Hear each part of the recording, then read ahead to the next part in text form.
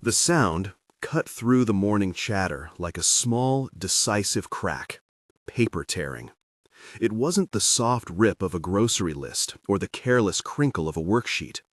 It was deliberate, a straight, public punctuation that landed on Lucas's desk and in his chest at the same time. The scrap fluttered to the linoleum between his scuffed sneakers, a white comma on the floor, ink smeared at the jagged edge. He had written one sentence and folded it with the care a 10-year-old gives to small truths. My dad is General Vincent Hughes. He had not written what the general did, where he went, or any of the adult things that might complicate a classroom. He had written only what he knew and what made him proud. That pride had been enough to make his hands tremble as he read it aloud in front of career day guests, in front of the class, in front of his teacher. Mrs. Patricia Whitmore's hand moved before anything else, swift, exact. She pinched the corner of the paper between two fingers and tore. When the white scrap hit the floor, the sound seemed to expand, like someone had opened a window in a sealed room. Conversation died in the room. The low hum of parents settled into a stunned hush. Lucas felt everyone's eyes on him, not like warmth, but as pressure, a heat that might burn. "That's not true," Mrs. Whitmore said. Her voice was flat, professional. There was no shout, only a certainty that carried its own force, truth, as she understood it, aligned with appearance and precedent. She spoke to the class with the authority of someone used to steering small storms. "We don't invent families for attention." For a beat, nothing moved but the strip of paper at Lucas's feet and the blurred smear of red crayon on his wrist where he had been coloring his dad's uniform. Deshawn's elbow nudged his side. His friend gave him a look that pleaded without words. Tyler Bennett, always ready with a small, impressed grin, shifted uneasily in his seat. A few parents shifted, some looking embarrassed for their child, others with that quick, protective instinct for the teacher who kept order. Lucas felt the skin between his shoulder blades cool, as if someone had opened a door and let the hallway air into the room. He tried to speak, to say the one thing that could make the paper whole again. "He is my dad." But the words caught in his throat like marbles. "Lucas," Mrs. Whitmore said, her voice laced with an impatience that had nothing to do with a fourth grader's shaky reading, "you will step outside this classroom and collect yourself. We don't make claims like that without evidence." When he stood, his chair scraped back with a noise he barely registered. He held the crumpled corner of his assignment as if he could put it back together. He wanted to show them the picture on the fridge, the magnet where he'd drawn 5 silver stars on a chest, a bugle, the way his father's silhouette leaned over him at bedtime like a shadow he trusted. He wanted to show them the circled date on his calendar at home, where he had written Career Day in fat letters and popped a sticker of a flag beside it. He wanted to explain the calls that came through late at night, the quiet dinners, the be careful conversations that looked less like secrets and more like a family's language. But there was a rule he had learned. You did not explain the world to people who had decided it was something else. Instead, he stepped into the hallway where the fluorescent lights hummed and the air smelled faintly of disinfectant and old coffee. His stomach folded inward with each step. The doorway framed Mrs. Whitmore like a portrait, rigid, exhaling a satisfaction that came from having settled a question, any question. Lucas's paper tore in his grip as his fingers tightened without meaning to. Outside, the hall stretched between lockers with posters about kindness and a faded map of the state. He stopped at the edge of the bulletin board where a handmade paper soldier, cut from construction paper, had been taped to honor local heroes. The soldier's smile looked larger than the room. Lucas forced his fingers to open the crumpled paper so he could smooth it out against his knee. The words were still legible. My dad is General Vincent Hughes. They did not look like lies when he had written them. They looked like his hands had tried to make a name sit still on a page. He was 10. He had not yet learned that some truths demand an adult's explanation before they can be believed. At home, their apartment was small enough that every kitchen scrape and laugh shared the same space. The fridge had a constellation of magnets, hospital receipts, a school permission slip, a cartoon astronaut. Beside the calendar, Lucas had drawn a tiny man with 4 stars across his chest. His mother, Dr. Angela Hughes, pediatric surgeon and the quiet backbone of their routine, had stopped him that morning and tucked a loose hair behind his ear. "Be proud, but be humble," she'd told him. "You tell the truth, and that's enough for us." His father, when he was home, kept the world exact and small. He did not speak about operations or deployments. He spoke about the small things that made a life together. How to tie a shoelace calmly, how to widen your shoulders when you walk down a hallway, how to answer simply when somebody asks a heavy question. "We keep our actions honest," he told Lucas one evening while they stacked dishes together. "We don't put our lives on a pedestal. Sometimes that looks like being invisible, son. That doesn't make you less."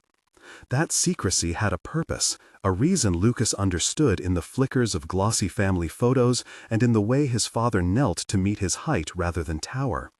But it also left room for disbelief. If you could not easily see the uniform, some people would doubt the life behind it. Lucas had known that. He had still wanted to take the small truth out of the kitchen and place it on the shared table of a classroom. He had wanted, for once, to be the one to offer someone else a fact about himself without having to hide it or speak in circles. Career Day at Maplewood Elementary was one of those rare moments where the quiet geometry of his family's life might fit inside the blizzard of other people's attention. For weeks he had rehearsed. He had planned 3 lines and a picture. He imagined his classmates' faces turning into a small applause.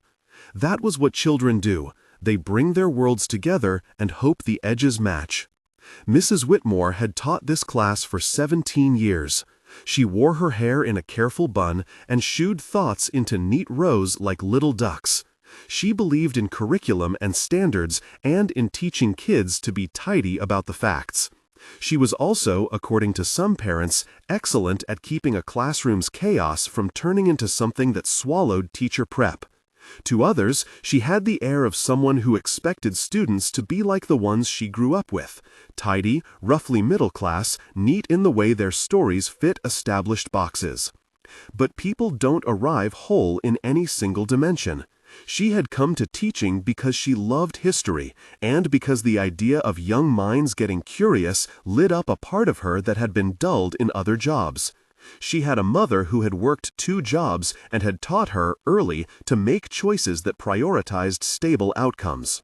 When her students brought narratives that didn't match what she expected, children whose parents worked nights, who kept odd hours, who moved between schools, she often leaned on caution. Over time, caution hardened into habits. When someone didn't align with the map in her head, she asked for facts. In the classroom, she had not meant to humiliate. She had meant to preserve order. The rip was an impulse, a response to something that felt like a mismatch between what she had been trained to trust and what the boy in front of her had presented. But whether intended or not, when a teacher tears the product of a child's small, careful courage in front of a room full of adults, the result is humiliation. People in the room reacted in ways that revealed as much about themselves as about the event. Mrs. Bennet, the Mr. from family name, a lawyer who came to pick up a cup of coffee, shifted in her seat and glanced at Mrs. Whitmore with a look that mixed discomfort and the instinct to defend authority until proven otherwise. She was not the type to shout, but the type to consider protocol as truth's ally. A mother 2 rows back, a woman Lucas recognized from soccer practice, covered her mouth and stared at the scrap on the floor. Tyler, whose family liked to name-drop small victories, looked away as if bitten by the contradiction. Sophia, who sat near Lucas and whose father worked nights cleaning the school, squeezed his hand under the table and mouthed, "I'm sorry." "Lucas, come with me." Vice Principal Thornton's voice was a low hedge of policy.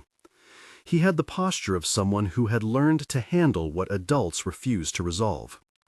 The vice principal's suit was a tone of gray that matched his administrative language. Containment, documentation, moving the incident into paperwork where it could be measured and managed. He gestured to the hallway with a neutral hand. "We'll get this sorted." They walked. The hallway felt longer as they moved away from the classroom's cluster.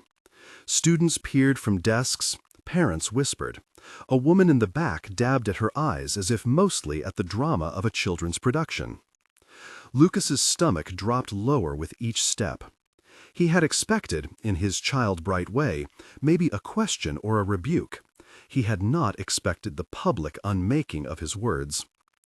In the principal's office, Principal Hayes closed the door behind them with a soft, official sound. He had a face that seemed to have been designed for listening, lined at the edges from years of hearing small tragedies.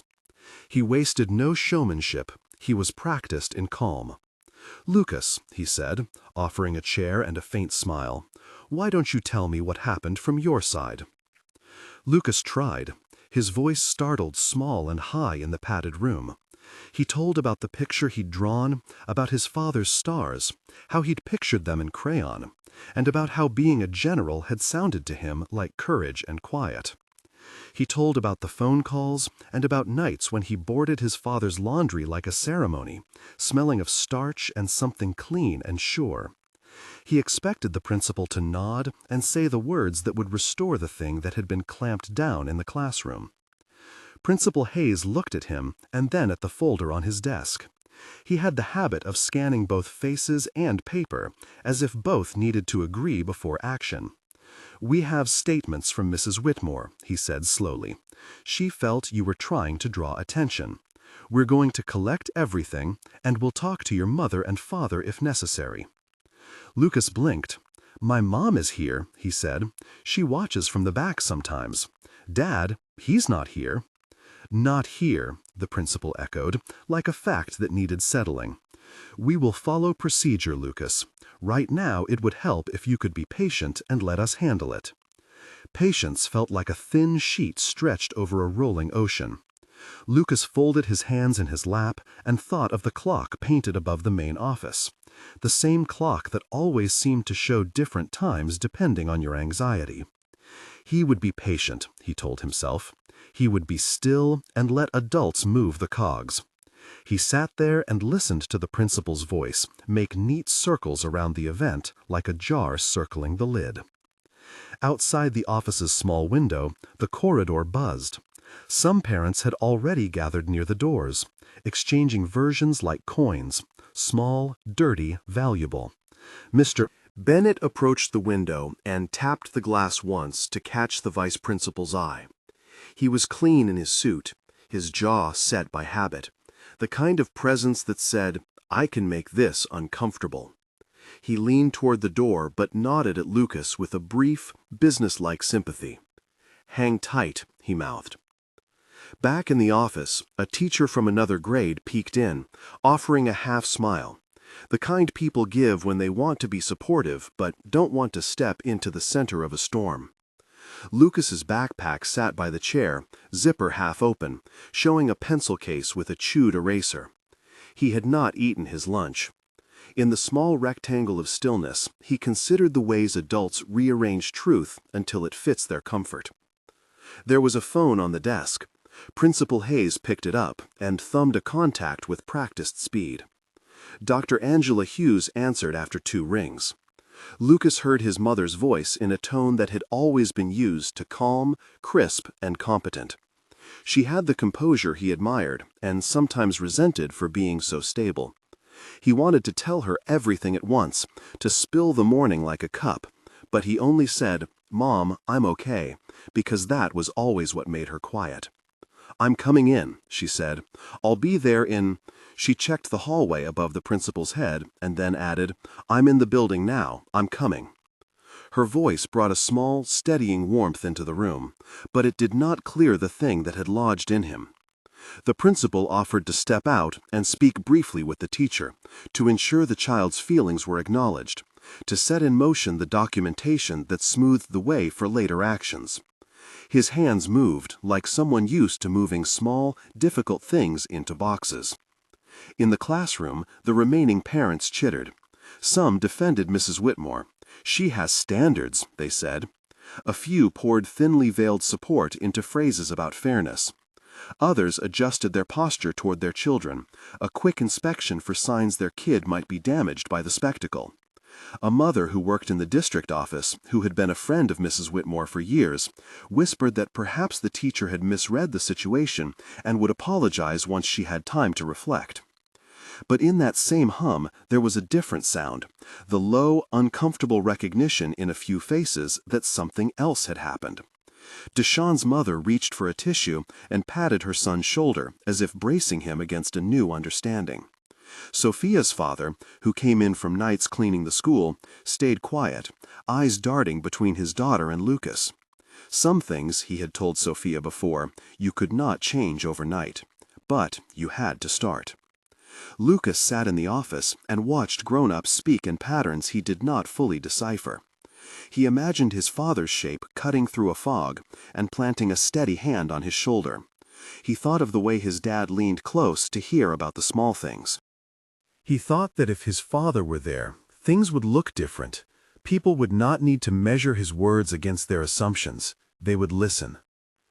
Half an hour passed like a long, low beat. The principal had taken notes. The vice principal had called 3 parents. Mrs. Whitmore had gone to the staff room and returned with a set of instructions she'd been trained to deliver. Apologies were best administered in private first. Documentation was the school's armor. She did not yet come to Lucas with those words. When she walked by his office window, she did not look at him. Her shoulders were tight with a kind of momentum that had nothing to do with humility. "Lucas, we're going to call your father and explain this," Principal Hayes said. "If your father's not available, we'll make sure your mother has what she needs. But for now, if you'd look to wait in the office, we can arrange for someone to sit with you." "I'm fine," Lucas said, too quickly. "Sometimes being fine is a shield," the principal said gently.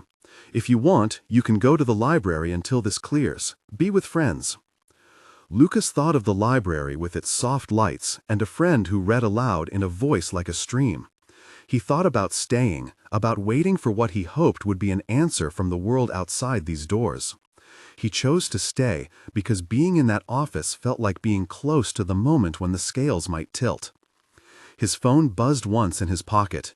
His mother had texted, "I'm coming. He's on a plane. Might be delayed. Hold tight. Love you."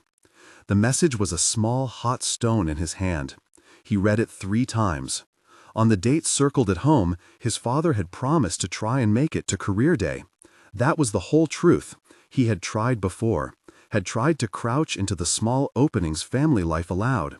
Security and work had a way of bending those attempts into tight shapes. This morning he had meant to be there. Now the plane was late, the clocks stubborn. Lucas's chest tightened. The clock above the main office face ticked with a sound like counting. 90 minutes, he thought, was a long, breakable time. 90 minutes could be stretched like chewing gum until it snapped. 90 minutes could mean humiliation sits and curls at his feet. 90 minutes could mean the story leaked out of the office and paraded around in quiet interviews over coffee. Vice Principal Thornton cleared his throat. "We will notify the superintendent if needed," he said, with an efficiency that sounded like a promise made to a system rather than to a child. "We have procedures for allegations about staff conduct. We will follow them." The words were designed to hold, but Lucas could feel how procedure sometimes flattened a person to a set of claims and counterclaims. In the corridor, whispers sped like a current. A parent from another class called a friend and described a teacher overstepping, while the friend on the other end said they had known Mrs. Whitmore to be strict, perhaps too strict. Mr. Bennett, leaning against a pillar with the deliberate, attentive posture of someone who knew how to mark an incident for future utility, made a point of circling the office. "If you need anything," he told Hayes, "document everything and make sure the parents are included." He did not say why he cared so much, but his presence felt like a ledger, someone noting down the way the moment could be used to build or to protect. Lucas's hands folded over his crumpled paper. He did not yet understand that this was not only about his father's absence or the teacher's preconceptions. It was about how adults handle a child's claim when it doesn't fit their model. It was about the way bias threads through small decisions. Who gets believed? Who gets corrected? Whose truth is allowed to stand? Down the hallway, someone laughed, a brittle sound that made Lucas flinch. He thought of the way his father spoke of leadership as an action, not as a title. Leadership, his father had said over Rice Krispies one morning when Lucas had complained about an unfair game, is how you meet someone else when they are small and afraid. You don't prove yourself by towering, his father said. You prove yourself by standing at their level. Lucas wanted someone to stand at his level. He wanted someone to come into this lit fluorescent place and say plainly that a small boy's truth mattered. He did not yet expect the shape such an arrival might take. When his mother reached him, she folded him into a hug that smelled like antiseptic and rosemary from the hospital break room. Her fingers smoothed the hair at his temple. Her eyes were quick and efficient in the way doctors are trained to be. "Tell me everything," she whispered. He told her, and his words made the map of the morning. She listened in the way that doctors listen, collecting symptoms, searching for a diagnosis in the small details. Her expression softened. "We're going to get this right," she said. "We won't let you be gaslit. We'll be honest." "It's not about proving," Lucas said, surprising himself. "It's about being believed." She nodded, and something in the principal's face shifted when she stepped into the doorway with him beside her. For a moment, Lucas felt a flicker of safety, a feeling like a chair placed under his feet in a room that had become too cold. It was a small, human adjustment. A parent's presence reorders the scene. But nearby, Mrs. Whitmore was speaking to a cluster of parents, her hands moving in precise arcs. "I acted to maintain order," she told them. "If anyone felt hurt, that was never my intention. I thought it best to pause things until we could sort out the facts." The phrase, "sort out the facts," floated there, a polite barrier between intention and impact. Lucas watched her, and for the first time he saw the fine grit where her certainty met a problem she had not expected. Her jaw worked as if she were trying to fit humility into a space she had not designed to contain it. Outside the window, the hall continued its own quiet life.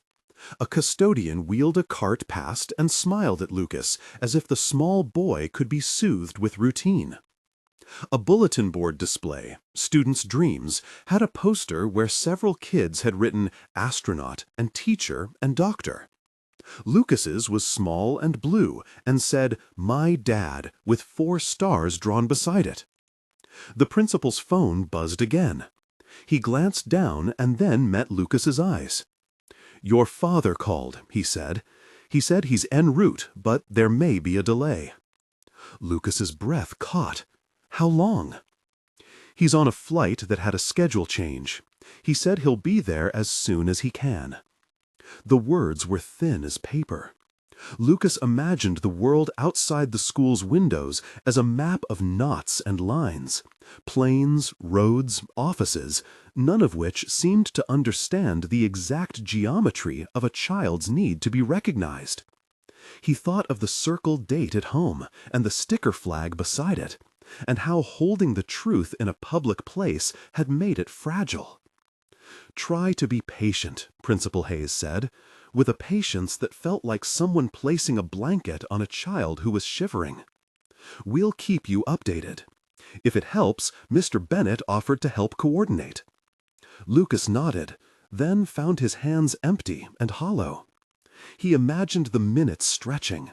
He imagined the way the scrap of paper on the floor would be photographed, talked about, retold into different keys. The world loved a simple tale. Teacher accused, parent arrives, lesson. But truth rarely walked as cleanly into a story. Inside, Mrs. Whitmore sat at her desk, fingers drumming on a stack of ungraded quizzes. Her pulse beat a tight rhythm. She had been right in the way she had been trained to be right, and that training had a cost that now sat under the fluorescent lights like a small child waiting for something to happen. She thought of herself as fair, meticulous, a guardian of order. She had not meant to strip a child of dignity. The awareness that she had done so began like a small abrasion and spread into something that would not be easily covered by procedure. Lucas returned to the chair in the principal's office and smoothed his paper until the creases defined their own geography. He tried to imagine what would happen when a man in uniform walked in the door. He had seen his father's salute in pictures and in the small practice they'd done in the kitchen. A snap to attention and a hand lifted to the brow, not as performance, but as a language all its own. He wondered if the presence of a uniform would quiet the classroom, or if it would expand the moment into something else. He had never wanted attention like that. He had wanted only to be heard. But the attention of adults tends to expand, and when it does, it can change the shape of a child's memory. Time kept moving. The clock above the office moved as if it had its own sense of inevitability. People moved around the building in small formations, parents murmuring, teachers conferring in low voices, an assistant director jotting notes about the incident. Somewhere, a small group of students rehearsed lines for an upcoming play, their voices muffled and rhythmic. Lucas folded his hands in his lap. He thought of the way his father sometimes kept a polished coin in his pocket and would slide it across the table in moments of pride, a small token of presence when words weren't enough. He imagined that coin now, a cool circle of metal that might say to the world, "This is real." The principal's door opened and closed behind him several times as adults moved in and out with the slow choreography of containment. Mr. Bennett hovered outside the room like a concerned sentinel. Deshawn's mother offered him a tissue with a sympathetic clap on the shoulder. The narrative the adults were stitching together was not yet complete. Lucas felt the small, steady drum in his chest shift to a new rhythm, expectation. He sat there with the crumpled fragments of his paper and the knowing that some arrivals change rooms forever. A text blinked on his phone again, this time from his mother, shorter. "Gate changed. Might be later. I love you." He read it and held the words like a small lifeline. Outside, in the parking lot, a vehicle idled in a neat way, absent of fanfare, dark windows, a quiet that felt like professionals waiting for a cue.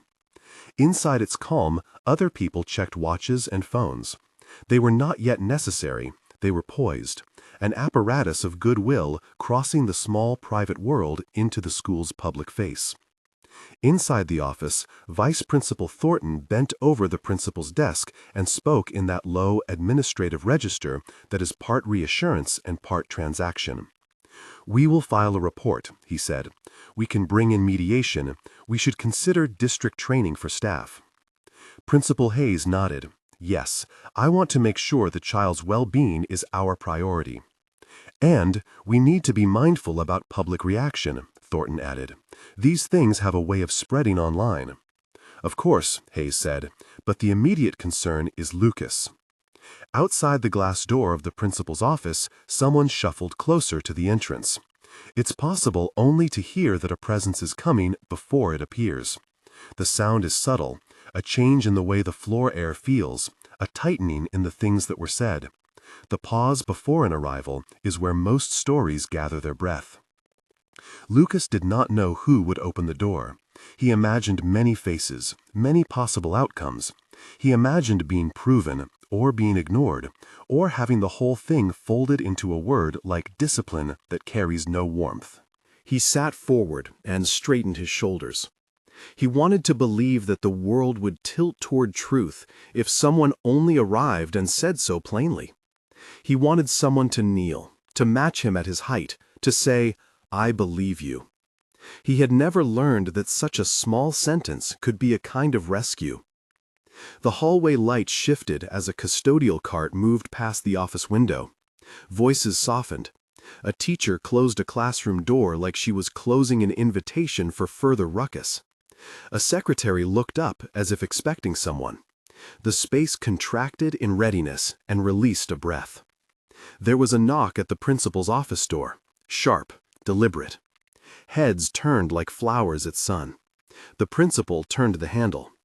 He opened the door and paused at the threshold, peering out. He met a woman in a surgical coat with the fatigue of a long shift written onto her face, the kind of tired that comes from saving other people's small bodies. She smiled at Lucas with the small, fierce love of a mother used to staying steady in storms. "We're here," she said. "He called. He's coming." Lucas felt the word "coming" wrap around him like a promise and a hinge. It made the moment one of waiting, not yet of arrival. Down the hall, footsteps approached, measured, purposeful. They carried a different cadence than the hurried shoes of a parent in a hurry or the light tread of a student. These footsteps had a quality that pulled attention in small ripples. People glanced up from lunches, whispers stopped mid-sentence. Lucas's heartbeat met those footsteps with its own small rhythm, and the room waited to see what shape the next moment would take. The footsteps stopped in the doorway before anyone spoke. The hallway seemed to compress into the single figure framed by the open door. A man whose shoulders carried a shapely, well-cut coat over the line of a uniform, whose hair was close-cropped, and whose face held the quiet hardness of someone used to keeping steadiness in public. He moved without hurry, the kind of calm that made people straighten without being told. A small professional detail stood behind him, 4 or 5 people who wore the same neutral solemnity as a promise. They lingered just outside the line of light that marked the office threshold, folding themselves into the room like an audience that did not want to interrupt. For a moment, the adults in the office forgot to breathe. The principal rose in automatic courtesy. Vice Principal Thornton smoothed his jacket as if to signal that formality would still be observed. Dr. Angela Hughes, exhausted from shifts and habit, let out a sound that was half laugh, half relief, and mounted the 2 steps to meet him in a single stride. Lucas, who had been folded like a small, fragile package in a chair, felt the space between his ribs open. Vincent Hughes did not look like the men the news sometimes made into caricatures. He looked like someone's father. He had the same hands that taught Lucas how to thread a needle, and the same habit of kneeling to meet a child's eye rather than leaning over it. He dropped his bag to the floor with a soft, civilized thud, then crouched down until his face was level with his son's. For Lucas, the world condensed to that moment. The smell of his father's cologne, the pattern of creases where his father's uniform sleeves folded, the 4 stars subtly sewn into a collar that carried the weight of a lot of careful silences. "Hey, bud," Vincent said, and his voice was the last thing Lucas needed to feel solid. He reached out and smoothed the crumpled paper with a thumb that had steadied a lot of small, important things in the world. A quiet ripple moved through the room when he stood. He kept his eyes on Lucas for another heartbeat, then turned to the adults assembled. Like a man stepping into a role he had never asked to be performative about, father first, an officer second. "I'm Vincent Hughes," he said simply. "I'm Lucas's father." There it was, plain, bare, immovable. The class would later remember how the light hit the silver of the 4 stars at his collar, how the hush that had settled over the room did not feel like the hush of authority so much as the hush of someone who had the right to demand a different kind of attention. He did not shout, he did not bark orders. He gathered himself and then walked to the doorway of the classroom, where parents and students were still buzzing. He asked to be let in. Inside that small, overheated room, the teacher's voice cut off at his entrance. Mrs. Whitmore looked up as if she had been caught mid-flight. Her face, usually a practiced countenance of neutral command, had a color that fell somewhere between flush and pallor. The rip in her hand, the absent-minded gesture that had made this morning, looked public now in a new way. She had always thought of herself as someone who protected facts from sentiment. She had never intended for protecting the facts to mean ripping a child's courage into 2 pieces. General Hughes. There was no longer any need for small talk, but he offered it anyway, the way parents do when they step into a space that is not theirs but has become theirs by the presence of their small child. "I understand there was an incident," he said, and the sentence was a hinge. He did not ask to prove his rank. He did not correct anyone who stared. He came as a father first, as a man who knew how to listen second. "My son wrote that his father is General Vincent Hughes. He wrote what he knows. I would like to hear why he was made to step out of class." There were shudders of reaction. Some parents murmured like a murmuration of small birds. A few leaned forward as if to catch every syllable. Mrs. Whitmore's hand trembled almost imperceptibly. "Sir," she began, then stopped. The room held a breath like an audience waiting for the next sentence in a play. Mr. Bennett, who had been lingering with the ledgered interest of someone who measured incidents for later use, found his voice and introduced himself quietly. He did not need to introduce the fact that the school had policies. Everyone knew that. The fact had already been evident in Principal Hayes' careful movements. "We were managing the situation," Hayes said, the practiced caretaker of procedure. "We will follow our protocols." Vincent nodded. "Good," he said, and there was no threat in the word. "But right now I'd like to hear from my son, in front of everyone, if he wants to." Lucas's breath lodged in his throat, a small stone. He had rehearsed what it would be like for his father to be there, but not like this, sudden, exact. He stood before his classmates as if someone had lifted him back out of the world of adults and placed him on a counter where everyone could look. The scrap of paper he had written fluttered in his hands, a tiny remnant of his pride. "He is my dad," Lucas said, and the room, for once, listened without the usual adult reframing. His voice was small but steady. He described what being a general meant in the vocabulary he had. Someone who made sure his family was looked after. Someone who said little but gave a lot. Someone who came home and folded his hands into ordinary things, like tying sneakers and tucking in the bedsheet, until those small rituals were the map of a life together. Silence held after he finished, a silence like the pause at the end of a song. Then Mrs. Whitmore spoke, and her voice was not the iron of a teacher's podium, but something thinner, the sound of a person who had been found out on the interior. "I acted to preserve order," she said. "I made a judgment without asking more. I am sorry. Lucas, I am sorry." It was not an apology rolled off the tongue. It was the sound of a teacher coming to terms with having been wrong. Her eyes were wet when she looked at him. For one merciful second, the script of teacher as infallible arbiter loosened. She took a step forward, then stopped. It was General Hughes who closed the distance. He did not command anyone. He simply extended his hand and took Lucas's small, crumpled paper, smoothing it with the same patient touch he had used moments earlier, and then he presented something to Mrs. Whitmore that was small and private. A command coin, not ostentatious, carried more as a family touchstone than as a show of power. "When my son shows you this, I hope it reminds you of the weight of small things," he said quietly, and the coin slipped into her palm like an offering. Mrs. Whitmore closed her fingers around it as if it hurt. Tears tracked down her face. "I'm sorry," she repeated, and this time it was for real. "I should have believed him until I had reason not to. I should have listened." The classroom exhaled. Some parents bridled at the raw nature of instant spectacle, but most, especially those whose children had learned to hide, felt a softening move through the benches. Deshawn's hand found Lucas's and squeezed. Sophia smiled like a lighthouse. Tyler looked at his own shoes, embarrassed by his earlier posture. The moral wind of that room shifted. Vincent did not make a spectacle of the apology. His words when he spoke were measured and shaped not for a headline, but for a room full of 10-year-olds and their parents. "Assumptions are dangerous," he said simply. "They narrow us.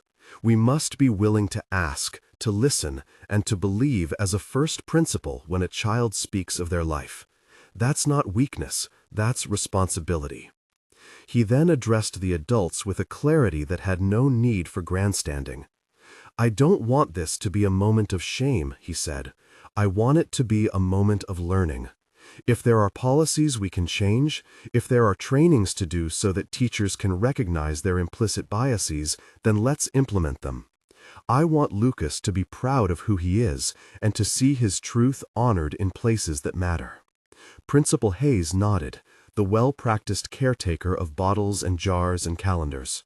We will convene an immediate staff meeting, he said. We'll begin mandatory implicit bias training for all staff. We'll review our career day verification procedures, how we handle family presentations, how we support students who bring sensitive information. His voice turned toward Lucas, and we will make sure you're supported, Lucas. Vice Principal Thornton, who had spent the morning rehearsing containment as a virtue, surprised a few people by saying, "We'll also create a private channel for students to report if they feel unheard. We will start a peer support program led by students themselves, so this isn't just adults' fixes." The words seemed to free something in the room, practical commitments, not grand pronouncements. Mrs. Whitmore's apology did not act as a stopgap. She asked if she could speak to Lucas privately after class. It was a request asked by a human looking for repair, rather than a teacher looking to recenter authority. Lucas agreed, curious and wary. When they met later in the empty classroom, Mrs. Whitmore took his hand in both of hers and held it like someone trying to understand the map of another's scar. "I'm sorry I made you feel small," she said, voice shaking. "I thought I was protecting the classroom, but I saw only what fit in my head of what a family looked like. You showed me where I was wrong." Lucas nodded. He had expected apology to feel like plaster on a wall. Instead, it felt like a slow, honest scratching away of a hardened surface. "Thank you," he said simply. "It hurt." They talked for a while, about assumptions, about the ways adults sometimes mistake caution for truth, about how to make it easier for a child to be believed. Mrs. Whitmore listened with the kind of attention that weight could teach, a teacher listening like a student for once. She asked to be involved in whatever training the school would offer. She asked to sit down with Dr. Angela Hughes and Vincent and learn, not to be lectured to, but to hear what she had missed. Outside the classroom, the school began to move into action. Principal Hayes convened a staff meeting that afternoon, not as a performative exercise, but as a working room where the adults listed real steps. They drafted an updated career day protocol, a private pre-event check-in where teachers would ask students if any family circumstances were sensitive and how the student would prefer to be introduced. They wrote guidelines for handling claims that might seem surprising. First, listen, then ask clarifying questions in private, then follow up with documentation procedures that respected privacy. They added language that forbade public correction of a child's personal statement in open view. These were small, practical moves, but they were precise. The school also announced a district-supported implicit bias training session to be scheduled within the term. It wouldn't be enough to fix everything, as Vincent himself had said. Biases ran wide and deep. But training, when done well, could begin to expose the habits that made a teacher's instinct to doubt automatic. The principal promised transparency. Staff would report back what they learned. Parents would be invited to observe and to offer input. The emphasis, again, was on repair, not on spectacle. Outside Maplewood Elementary, the scene rippled. A parent recorded the moment on their phone and later posted a short clip. Mrs. Whitmore's apology, the general's quiet words, and it found an audience larger than the school parking lot. The post did what such posts do. It multiplied emotions, comments, and calls for accountability. But the community reaction was not simply a pile-on. Many viewers called the clip a lesson in humility. Others used it to ask for the very changes the school had already begun to draft. Online conversations turned into local meetings. PTA members requested that bias awareness be a standing agenda item. Neighborhood organizers offered to fund additional counseling resources for students who felt marginalized. Back at school, Lucas did not want his story to be only about him. He wanted the things adults said would happen, training, policy, careful asking, to actually mean something to friends who might be disbelieved one day for being poor, for wearing the wrong shoes, for living a life that didn't fit what teachers expected. With the quiet encouragement of Deshawn and Sophia, he proposed a student-led Truth and Trust initiative, a peer-supported program where students could practice listening to one another, learn small mediation tools, and make a pledge to treat others' statements with respect. Mrs. Whitmore offered to mentor the group. It surprised some people, but her willingness to be publicly vulnerable became a powerful tool in the school's repair. She supervised meetings and read aloud the small rules they made together. Believe first, ask kindly, check privately, and never humiliate. The students created a pledge that Lucas wrote in his steady, careful script and pinned it up on the bulletin board near the library where it would be easy to read. We will listen. We will trust each other's truth. We will speak kindly. Lucas's role as a leader emerged not as the bravado of someone who wanted to be seen, but as the steady, modest energy of a kid who had been harmed and wanted to help others not be harmed the same way. He stood in front of a group of fifth graders, hands folded, and explained what to do if someone felt unheard. Deshawn taught how to ask clarifying questions. Sophia led breathing exercises for when things got heated.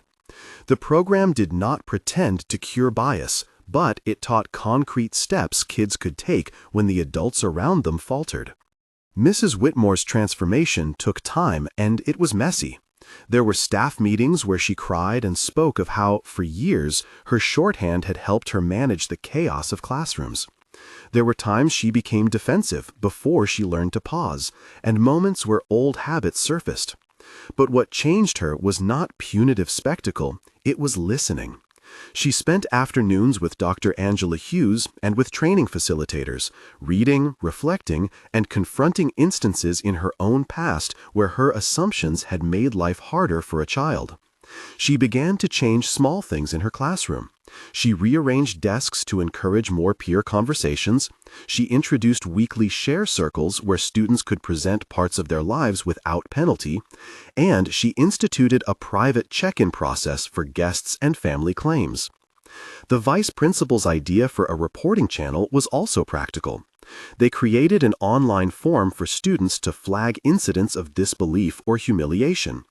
Each report was triaged by counselors first and, if needed, by an impartial committee that included a parent representative.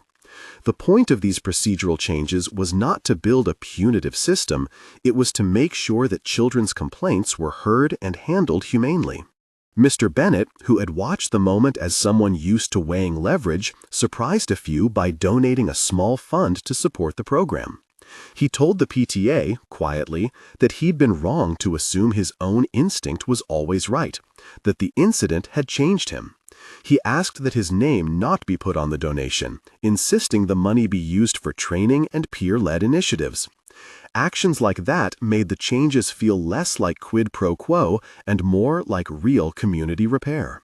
The local paper ran a thoughtful piece about the event, focusing less on the viral clip and more on the questions it raised: how schools handle surprise claims, how teachers can be trained to check instincts, and how communities might nurture kids who live lives their classmates cannot easily picture.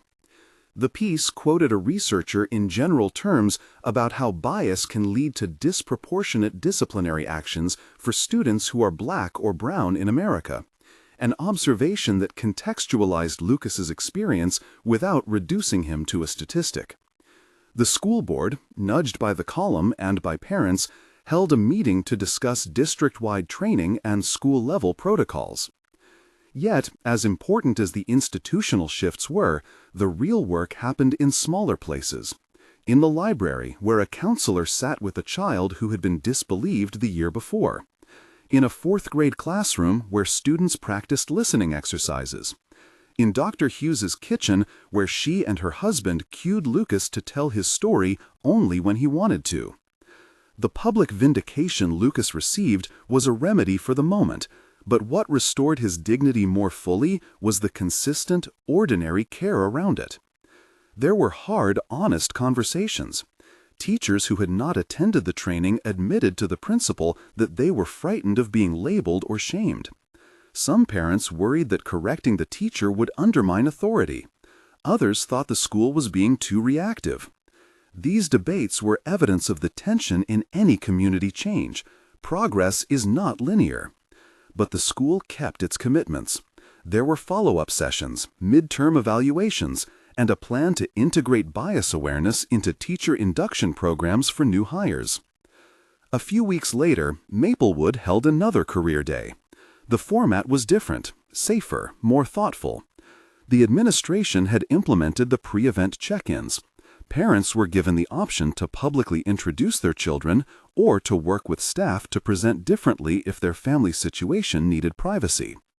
The day's schedule allowed for more student presentations and less overt performance.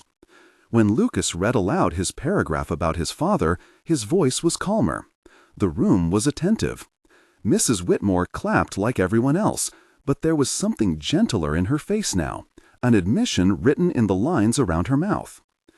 After the event, a small group of students from different grades met in the cafeteria to sign the Truth and Trust Pledge. Parents watched from a distance, some with tears, some with the tight, complex gratitude adults reserve for moments that force them to reconsider themselves. The general took a photo with Lucas and his classmates, but he kept it private. It was, like many of his actions that morning, modest. Lucas's life, of course, did not transform into a movie script. There were flights his father missed. There were nights he went to bed while his father was on the other end of a secure line. There were still times at school when the lesson of that morning would be in the background, not the foreground. But the small things changed in ways that mattered. Children who had been more used to being corrected found spaces to be heard. Teachers began to test their instincts against a question: does the child need to be corrected or to be believed? At home, Dr. Angela Hughes and Vincent taught Lucas how to hold the attention he had been given with humility. Use what happened to make room for others, Vincent said, tucking a loose strand behind his son's ear. Not to be proud, but to protect. Time drew a quieter arc across the school year. At the PTA, parents advocated for funding for social-emotional learning materials. The school counselor added weekly sessions for teachers to reflect, and Miss Whitmore volunteered to lead a book club for staff that read about classroom equity and listening practices.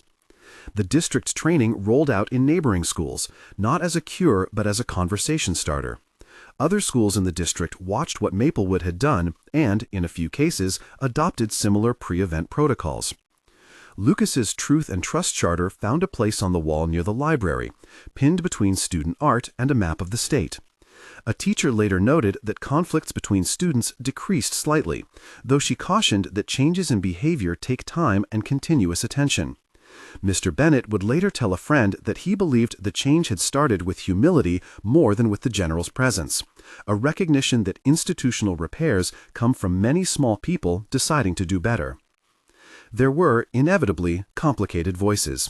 Some criticized how quickly the moment had traveled online and how that pressure had forced a response. Others argued that the teacher's error had been corrected only because of social visibility. Those critiques echoed in staff rooms and living rooms, but they did not erase the practical changes or the quieter transformations. The important measure was whether the children felt safer to speak about themselves the next week, the next month, the next year. Lucas himself learned that being believed could be both a shield and a responsibility. He found that telling his story reshaped the stories other kids were willing to tell. Deshaun told his teacher about his mom's second job for the first time. Sophia no longer rehearsed apologies for being different. The ripple was small and ongoing. Lucas's courage did not end in a single day. It became a practice shared and repeated. Years later, people in the town would remember that morning in different ways. Some would remember the torn paper and the precise sound it made on the linoleum. Others would remember Mrs. Whitmore. Whitmore's shaking hands as she apologized. Many would remember a general's calm presence and the way he knelt to a child before addressing a crowd. But those who spent their days in the school's corridors would also remember the slower things: a bulletin board where student pledges were posted, a form where children could report feeling unseen, and a teacher who had learned to ask before assuming. When the principal gave a brief talk to incoming parents a year after the incident, he did not make the school into a shrine of reform, nor did he pretend everything had been fixed. He spoke with the kind of honesty that schools must sometimes practice, admitting error, describing steps taken, and warning that vigilance is always necessary. He encouraged parents to ask questions, to advocate, and to teach their children to listen. "We are a community that will keep learning," he told them. "When we fail a child, we owe that child a better future." The story of that morning did not become a one-off moral lesson. It became a caution about how easily adults can mistake their own neat models for truth, and a reminder that children who tell their small truths deserve to be met with belief first and verification second. It also became a quiet call to action, for teachers to check their instincts, for administrators to build humane procedures, and for parents to teach their children the language of both honesty and humility. If you ever find yourself in a position to listen or to intervene, remember the sound of paper tearing. Remember a child standing in the hallway with a crumpled sentence that was his pride. Remember that a single apology, when sincere, is the hinge to change, and that institutional fixes require both policy and personal work. Hold the tiny details: a coin slipped into a trembling hand, a teacher who cried and then showed up to learn, a student who organized his classmates into practice of listening. If this story matters to you, share it with someone who works in education or parenting. Tell them about the way assumptions can narrow a life, and how a family's quiet courage can be the beginning of something better. Speak up where you see disbelief. Teach your children to tell their truths and to believe others when they're brave enough to speak. In the end, Lucas kept his small scrap of paper in a drawer at home, folded more carefully the second time.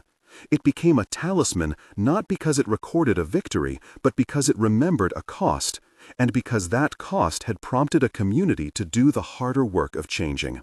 One child standing in his truth had made people look at the way they lived with assumptions. The reform that followed was neither perfect nor complete, but it mattered. A school committed to listening, a teacher who changed, policies that asked adults to pause before they judged, and a small student-led pledge reminding everyone that belief is often the first step toward justice. Now, a few years on, Lucas helps lead the Truth and Trust group at his middle school. He still draws 4 stars sometimes in the corner of his notebooks, not as a claim to grandeur, but as a quiet emblem of the small, steady people who stood with him. He knows the world will not always be fair, but he also knows the power of people who are willing to bend down and say, plainly, "I believe you." If more people choose to listen first and ask kindly later, the small ruptures of one morning can become the foundation for a better school year, a better community, and a better life for the next child who brings a small truth to the floor. If this called to you, share a time you or someone you know was disbelieved in the comments. What happened and how did it get resolved? If you want more stories about standing against bias and building practical solutions in schools and communities, consider subscribing. We learn and we change faster when we listen together.